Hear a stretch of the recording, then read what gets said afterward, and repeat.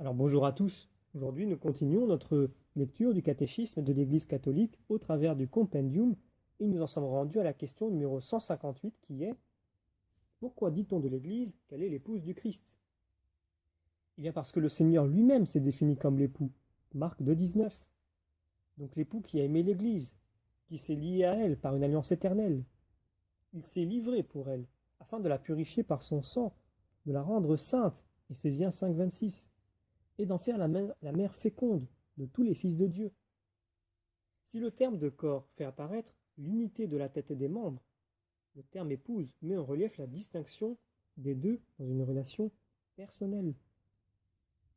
Et donc pour étayer ces propos du compendium, prenons le paragraphe 796 du catéchisme de l'Église catholique qui nous dit ceci sous l'intitulé L'Église est l'épouse du Christ. Donc l'unité du Christ de l'Église, tête et membre du corps, implique aussi la distinction des deux dans une relation personnelle. Cet aspect est souvent exprimé par l'image de l'époux et de l'épouse. Le thème du Christ, époux de l'Église, a été préparé par les prophètes et annoncé par Jean-Baptiste, voir Jean 3, 29. Le Seigneur lui-même s'est désigné comme l'époux, notamment en Marc 2, 19. L'apôtre présente l'Église et chaque fidèle, membre de son corps, comme une épouse fiancée au Christ Seigneur, pour n'être avec lui qu'un seul esprit. Notamment 2 Corinthiens 11.2 ou 1 Corinthiens 6, versets 15 à 16. Elle est l'épouse immaculée de l'agneau immaculé, que le Christ a aimé, pour laquelle il s'est livré afin de la sanctifier, qu'il s'est associé par une alliance éternelle et dont il ne cesse de prendre soin comme de son propre corps.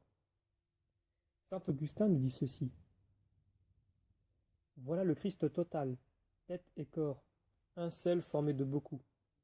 Que ce soit la tête qui parle, que ce soit les membres, c'est le Christ qui parle. Il parle en tenant le rôle de la tête, ou bien en tenant le rôle du corps, selon ce qui est écrit. Ils seront deux en une seule chair.